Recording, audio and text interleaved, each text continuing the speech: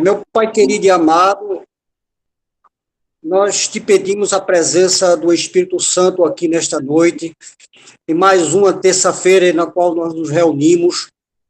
Nós nos pedimos para que tu nos guie, nos fortaleça, porque tu és nossa coragem, nos dá a luz em toda essa escuridão em que nós vivemos. Meu Pai amado, nos dê esperança em todo esse desespero, dessa pandemia, desse nosso sofrimento. Nos guie, nos auxilie. Senhor, tu és nosso escudo, a nossa fortaleza, e em ti todos nós confiamos. Amém. Amém. Zé, eu me lembrei muito de seu Paulinho com o doutor Luciano, porque todas aquelas vezes que tentava entubar seu Paulinho, que ele ficava assim, doutor Luciano também ficou. E eu me lembrei muito. Três vezes tentaram. Angélica, e existe alguma diferença entre uma intubação, naquela quando você vai fazer uma cirurgia, você é intubado, e no caso dessa intubação de doutor Fernando, existe, não é a mesma, não? Ele ficou como é que ele ficou consciente? É diferente, eu não sou médica, mas pelo que ele me disse, eu posso dizer para você o seguinte, doutor Luciano, houve uma prevenção na intubação, porque aquele aparelho que é colocado para a pessoa respirar, né, aquele que a mamãe colocou, por exemplo, foi no talo, foram as palavras dele, foi no talo e ele não conseguia ter ar, entendeu? Ele não conseguia por conta da ansiedade. Mas inconsciente. Mas aí é que está. A intubação, no caso, no meu caso, que eu fui para a cirurgia, é diferente. Tem que ser mais conservativo e tudo, mas ele intubado, ele não se lembra de nada que ele disse. Não, se lembra de nada. Os médicos não iam intubá-lo, mas de repente, quando começou a faltar o ar, pela ansiedade, pelo apavoramento, porque ele não conseguia respirar, eles fizeram a reunião e disseram: a gente vai ter que te entubar, por conta, porque eles são médicos lá na forma que eles falam. Aí ele disse, tá bom. Aí ele foi entubado. Mas aí, aquele tempo, eu penso que é diferente. Depois você verifica com a pessoa da área, eu penso que é diferente pelo seguinte, porque ali ele não entrou para uma cirurgia, não, porque eu já fiz cirurgias até com anestesia geral. E ali foi um caso para que ele descansasse, porque ele não tinha ar, não é? Então, para que ele pudesse... Mas fica totalmente inconsciente, ele não se lembra de nada durante 11 dias. Eu acho que equivale à anestesia geral, a gente também fica... Não sente nada. É complicado, mas você conversando com uma pessoa da área, ela vai te explicar. Só você olhar aqui no Google. Outra coisa que eu também fiquei muito feliz... É um tipo de sedação que eles dão, minha gente. Exatamente, Lô. E, enfim, foi muito importante a gente ter conversado com ele, porque apesar da gente ser... Você não pode estar entubada... Você está sedado. Você está sedado. É só doido, com buraco. Não, ele só está perguntando a diferença da cirurgia para a intubação do Covid, que é diferente, né? Eu penso que é completamente diferente, eu não sou médica. Não é? O que foi importante na conversa, porque ele falou com a experiência dele de uma pessoa normal, o que viveu e o que sofreu, e que ainda não tinha ouvido de ninguém que tinha passado por isso, compreende, Zé? Então, eu fiz questão de fazer essa pergunta a ele, como o senhor se sentiu? Como foi isso? O que é que o senhor sentiu na hora? Como é? Porque ali era um ser humano, porque qualquer um, mesmo o bam médico, naquela hora é igual a gente, né? Tanto é que ele disse, Angélica, pelo amor de Deus, né? Ele falou lá do medo, porque todos nessa hora têm medo. Não tem quem não tenha. Não é? Então, quando disseram, vai entubar, eu me arrombei. Foi, nesse último eu me arrombei e fui, né? Então. Angélica, por isso que quando falam que está faltando kit de intubação, é um horror, porque são remédios que dão para relaxar e sedar para conseguir intubar. Quando não tem, amarram o doente para entubar. É o que a gente tem ouvido, né? Então, assim, é a gente realmente se segurar em Deus para que a gente não precise, nenhum de nós, ir para o hospital, o que eu estou pedindo a Deus.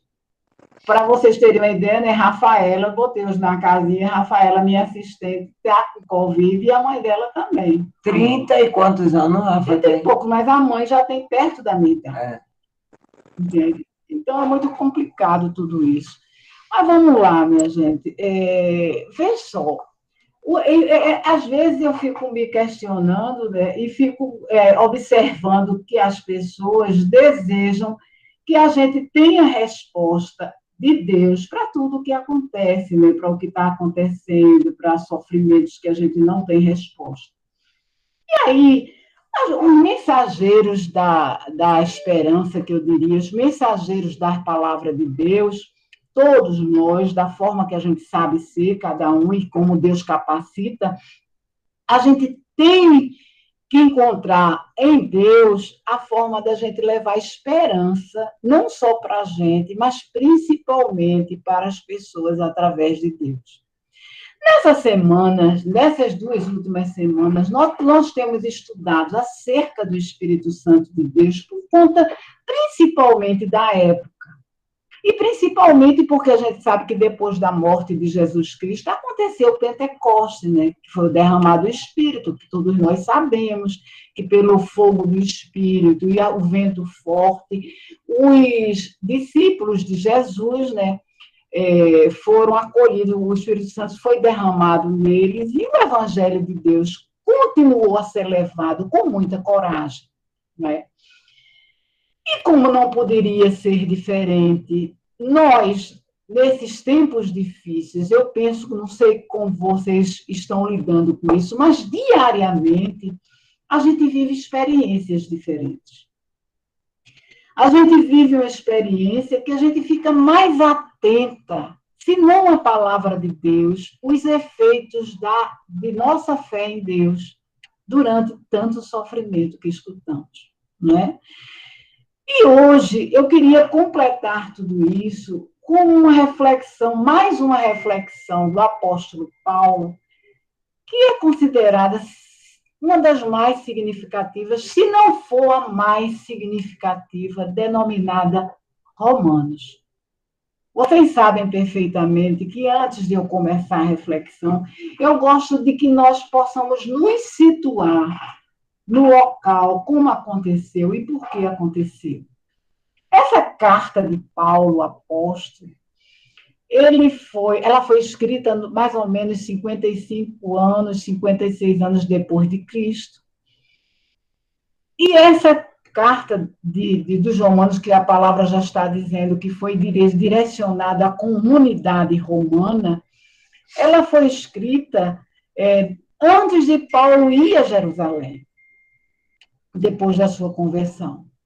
Na sua segunda viagem missionária, e aí, vejam que coisa linda, como se formou essa comunidade de Roma.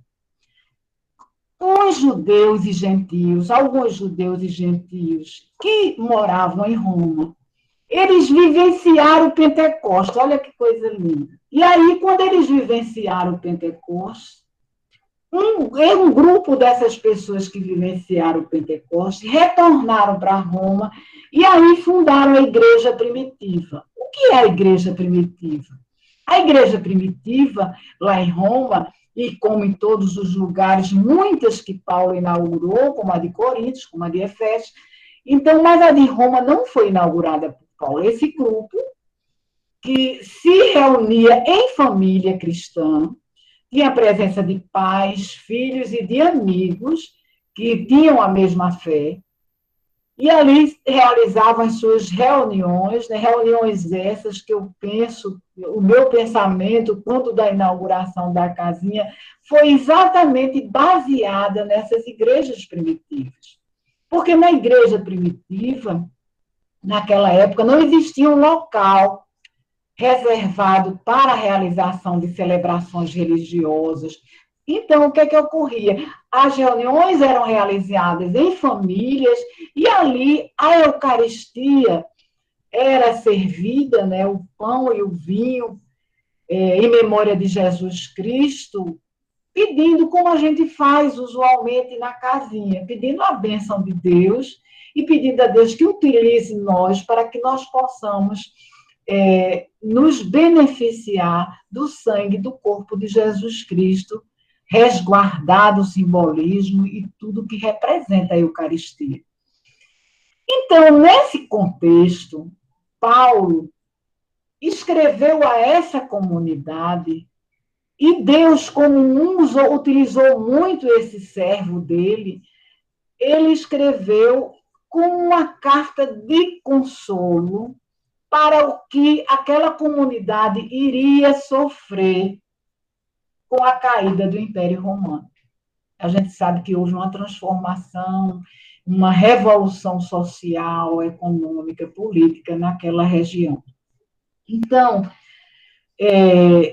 antes de continuar a reflexão, eu quero sempre trazer para o dia de hoje como nós nos pontuamos diante dessa situação. Vejam como essa epístola é atualizada nos nossos tempos. Paulo escreveu, dando consolo e prevendo grande sofrimento que aquela comunidade, homens, mulheres, jovens, crianças, idosos, iam passar. Aí eu fico imaginando a nossa situação, né? Quantas e quantas vezes nós escutamos a palavra de Deus trazendo consolo aos nossos corações, como, por exemplo, venham a mim todos os que estão cansados, né? Quando ele diz, eu sou Deus, né? E no mundo tereis aflição, mas eu venci o mundo. Então, ele dá uma injeção de ânimo muito grande a gente. E o apóstolo Paulo fala desse princípio do Espírito Santo de Deus na nossa vida e na nossa salvação através da graça redentora de Jesus Cristo. Quando ele fala nisso, é uma coisa muito bonita, porque quando ele diz não haverá mais condenação pela lei. E quando a gente começa a entender a palavra de Deus, a gente sabe que ela cabe para a gente. Não haverá condenação mais. O que ele quer dizer? Não haverá mais divisão, não é? Para aqueles que eram judeus e gentios. A comunidade de Roma era formada por judeus e gentios. Não haverá mais condenação. Porque o próprio Espírito Santo de Deus é testemunha ao nosso espírito que somos filhos de Deus. Olha que coisa linda. A gente sabe, e aí vem a grande pergunta da gente, o porquê dos sofrimentos. A gente sabe que no momento que a gente aceita o Espírito Santo de Deus, que a gente desenvolve essa fé em Cristo, que alcança a graça de Cristo, a gente sabe perfeitamente que Cristo ali, Deus nos adota como filhos. E a adoção de filhos é completamente diferente na escolha, né? Por exemplo, eu tenho minha irmã, que é Leinha, e graças a Deus eu adoro ela. Mas há pessoas que a própria Bíblia diz que existem pessoas que são mais queridos para a gente do que irmãos. Porque uma coisa é eu escolher uma pessoa como amigo, porque eu não tenho nenhum vínculo familiar. Então, quando Deus coloca essa frase adoção, ele quer dizer que nos escolheu, que nos predestinou, que nos chamou, que nos justificou e nos glorificou.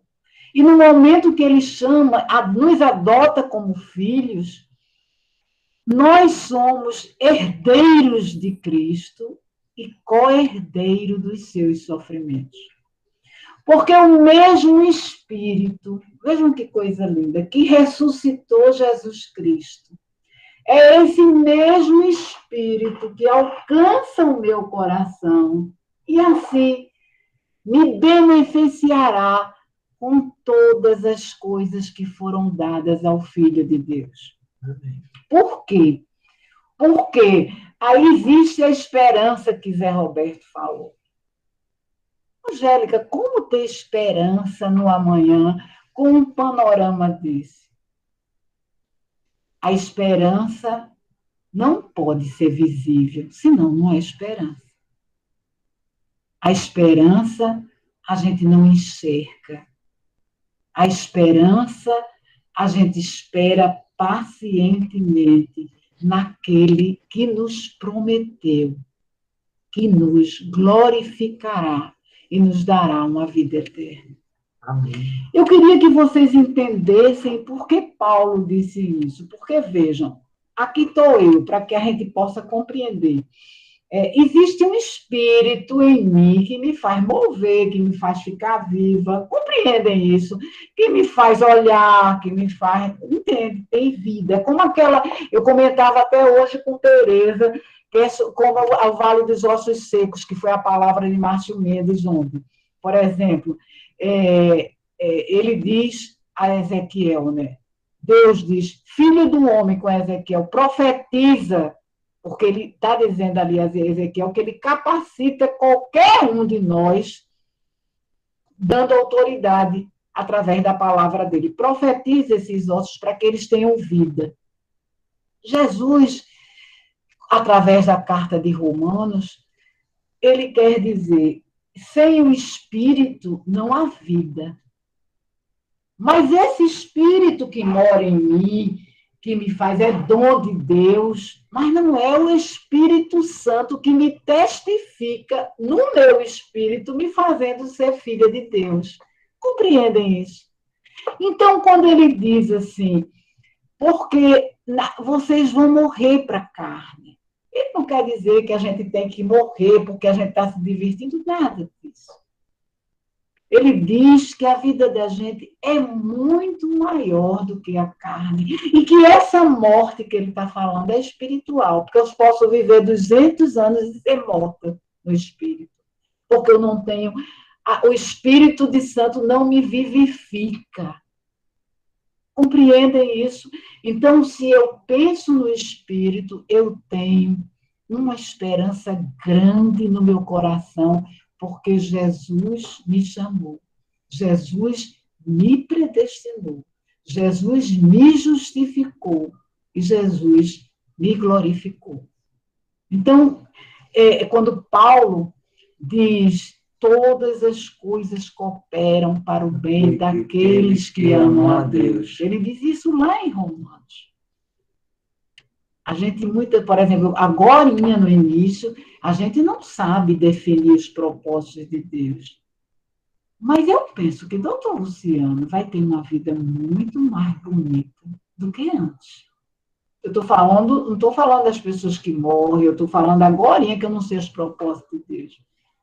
Mas doutor Luciano, Deus me mostrou que ele vai ser muito mais feliz, ele vai dar muito mais valor a coisas que talvez ele não desse antes. E quando Deus diz através de Paulo em Romanos que o Espírito, através de nós, tem gemidos inexprimíveis. Ele diz antes que o gemido inexprimível, o que significa? Significa a nossa ânsia de ver o Espírito Santo chegar em nosso coração e ali se acomodar. O Espírito Santo de Deus é aquele que não nos escraviza mais, nos liberta da lei. Não é? Eu não vou ser seguida, eu não vou me escravizar, nem vou ficar diante, o meu coração vai ser livre para que eu possa me encher de esperança que eu não vejo. Não é palpável a esperança, mas através do Espírito Santo, Deus me dá certeza de que eu posso ter esperança, que eu sou filha sua. E aí ele vai mais além, o apóstolo Paulo. Ele leva uma consolação para os romanos de uma forma maravilhosa. Não há mais condenação, todas as coisas cooperam para o bem daqueles que amam a Deus. E ele diz, nada pode nos separar do amor de Deus. Aquele que mandou o seu próprio Filho em oferta dos nossos pecados, Se você acredita na ressurreição e em Jesus Cristo, você não pode ter dúvida da esperança e da certeza de Deus. O tempo é dele. Mas através dessa esperança, vamos ficar firmes e perseverantes naquele que venceu o mundo. Porque o mal vai tentar nos derrubar. O mal vai colocar os seus dardos malignos contra a nossa família, contra os nossos relacionamentos e contra a nossa vida. Mas aquele que quer que o filho dele seja o nosso irmão mais velho e que hoje está sentado à direita de Deus, ainda intercedendo por nós, não vai permitir que a nossa alma seja tocada por nenhum mal. Aí vocês vão me perguntar, e como é que você pode explicar as doenças emocionais, os surtos que acontecem com as pessoas? Eu posso sim. Eu posso sim. Eu não tenho resposta para o que aconteceu naquela pessoa, mas eu tenho a certeza de que a fé inabalável da filha e do filho de Deus não vão permitir que o mal tome conta daquela pessoa. É importante que a gente tenha isso em mente, que a gente possa verdadeiramente chamar esse mundo espiritual da graça de Deus para a vida da gente. Meu Deus! A gente sente dor aqui, eu não sei de vocês, né, que são novinhos. Aí eu sinto dor aqui, na coluna, no pescoço, lá vai. Mas a esperança que eu não vejo me dá certeza que Deus vai cumprir tudo que Ele prometeu, senão não valia a pena eu ser filha dele. Ele, através do mesmo Espírito que foi ali na cruz e foi responsável, amando de Deus pela sua ressurreição, pode fazer isso na vida da gente. Não é o tempo da gente, o tempo de Deus. Deus tem um tempo para tudo e não é o meu tempo. O que é que eu tenho que pedir a Deus? Que eu continue firme e perseverante, em pé, esperando que a Escritura seja cumprida. Porque o Espírito está no meu coração. Isso não significa dizer que eu não vou pecar, que eu não sou, não. Significa cada vez mais dizer que Ele, o Cordeiro, morreu por mim. Morreu por mim, por cada um de vocês. E eu tenho que acreditar que aquela morte não pode ser em vão, que eu vou pecar, que eu vou cair. Mas se eu me arrepender de todo o coração, eu sempre vou ser reerguida. E assim, eu fico imaginando, aí eu volto para Paulo, e que eu fico, não sei, eu fico tão impressionada com a capacidade de entendimento que Deus deu ao apóstolo. Ele não andou com Deus, com Jesus. E o entendimento dele, como Deus usa, ao mesmo tempo que eu fico impressionada, de repente Deus pode usar qualquer uma de nós, e a gente tem que ficar atento a isso. Ele pode usar qualquer um de nós para que, na mensagem do Evangelho, a gente possa esclarecer a cabeça de muitos. Não é assim? A gente sempre tem um amadurecimento, né? Antigamente, eu vejo como Deus... Mas Ele sempre honra. Antigamente, eu não tinha muito cuidado, assim. Eu falava muito em Deus e tal. Hoje, eu tenho muito cuidado. Eu falo da forma que posso falar com pessoas estranhas, assim, né? Com medo de afastar. vou me pontuando assim, e olho para trás, mesmo na minha forma de querer que as pessoas conhecessem Deus, meia louca lá atrás, assim, de que eu queria falar em Deus, que a gente, quando conhece Ele, quer que todo mundo conheça, Ele me honrou em todas as situações que eu levei a mensagem dele, mesmo inoportunamente. Então, o Espírito está ali. O Espírito vive dentro da gente.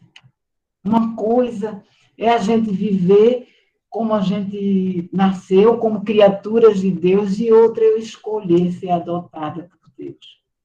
O Pai que me escolheu. Não é? E para me escolher, o Espírito me chama. Não é? E ele me predestina. Então, tudo isso tem a ver com um entendimento que a gente vai levando para o coração da gente só amando a Deus e tentando compreender as coisas de Deus. Lógico que eu não tenho resposta, porque fulano morreu, porque fulano... Não tenho. Mas eu tenho certeza que, por mais que fosse triste, estava dentro dos propósitos de Deus. Como, eu não sei, nem para quê, eu jamais vou saber. Mas a minha grande, por exemplo, alegria, hoje, incontida no meu coração, é ter a certeza, por exemplo, que a minha mãe morreu em Cristo Jesus. Não é? Então, ela conseguiu ser perseverante até o último fôlego dela. E isso, Deus quer que a gente seja, mas não de obrigação. Por a gente compreender que aquela morte teve um preço muito alto e não pode não ter valido a pena. Eu preciso fazer valer a pena o Filho único de Deus ter morrido por mim. Quando eu vejo Gabriela, a única filha de graça, sofrendo desse jeito, eu fico imaginando, e Deus, que só tinha um filho também, e deu em oferta da minha vida e da vida de vocês. Eu não sei muitas vezes explicar, mas eu sei que vocês entendem o sentido do meu coração nesse sentido. Não vamos desanimar. Não vamos desanimar, porque a esperança vive em nós. Nós precisamos acreditar que Deus nunca vai nos abandonar. Nunca vai nos abandonar. E esse Espírito de Deus é um Espírito que ele diz, nem alturas, nem profundidades, nem qualquer outra criatura me separará do amor de Deus. Palavras do apóstolo Paulo. Vejam que profundidade. Então, nessa reflexão, eu convido a vocês, para quando vocês tiverem um momento só, eu não sei se vocês estão tendo, mas eu tenho alguns. Mesmo quando eu estou aqui só no computador, às vezes eu paro e começo a pensar, a meditar, né? E dou um mergulho dentro de mim. Digo, que bom que o Espírito está me movendo ainda. Porque pela carne, eu já estaria completamente entregue e desanimada. Porque muitas vezes a carne chega, mas o Espírito supera a carne quando a gente sabe que é necessário fazer isso. É necessário que a gente se encha dele. Porque eu não sei se ocorre com vocês, mas tem noites que eu digo, meu Deus, eu morrendo de dor, é minha também. O que vai ser da gente, meu Deus? Mas aí lá na frente, eu compreendo que ele me criou para viver na esperança que ele dá. Porque aí a minha vida não vai ter sentido. Ou eu começo a chorar da agora, não é? Achando que vou morrer, que vai tudo se acabar, ou eu começo a viver pelo Espírito e pela esperança que ele dá no meu coração. Então, eu sei que está difícil. E os desafios são tantos. Mas a gente não sabe as transformações que são necessárias e que Deus há de fazer em todo o seu povo. Eu costumo dizer, meu Deus, a gente está há 1 ano, mais de ano, nessa pandemia. Tu tens que ter um propósito para a vida de cada um da gente. Eu não sei. Se você espera uma transformação de alguém que está junto de você, não perca a esperança. Ao contrário, vamos pedir a Deus que essa esperança possa ser plantada no coração de algumas pessoas sem que nenhum sofrimento forte venha. Ao contrário, vamos verificar o que é que a gente pode fazer para que essa pessoa que ainda está tão... E às vezes nem está, é uma cara de defesa, é uma forma... E às vezes a gente nem sabe o que se passa na realidade lá no coração das pessoas. Mas é preciso que essas pessoas também se surpreendam com a gente. Que a gente possa ter atitudes cristãs e que a gente possa ter uma atitude que mexa de alguma forma. Eu não sei qual é essa atitude, mas se você for guiada pelo Espírito, você pode mudar qualquer coração, porque independe de nós não podemos nada. Mas o Espírito pode sim. Você está fazendo aquilo que você acha que está certo. Pergunte ao Espírito. Seja guiado pelo Espírito. O Espírito é que vai dar a direção. Então, o Espírito Santo de Deus, que vivifica a palavra, que dá sentido a tudo que eu faço. E a que vocês fazem, eu creio, porque, por exemplo, a palavra de Deus, eu tenho que ter muita responsabilidade. Eu entro aqui, nesse quadrado, nesse quarto, nesse computador com vocês, me tremendo e temendo a Deus. Porque eu não sei porque Ele colocou o assunto no meu coração. Mas eu sei que não vai depender de mim. Porque o Espírito Santo de Deus vai cumprir o seu propósito na hora que Ele desejar, tocar quem Ele quiser tocar. Essa é a palavra que eu encontrei hoje. Palavra do Senhor. Graças a Deus. Amém. Amém, graças a Deus. Alguém quer dizer alguma coisa? Angélica,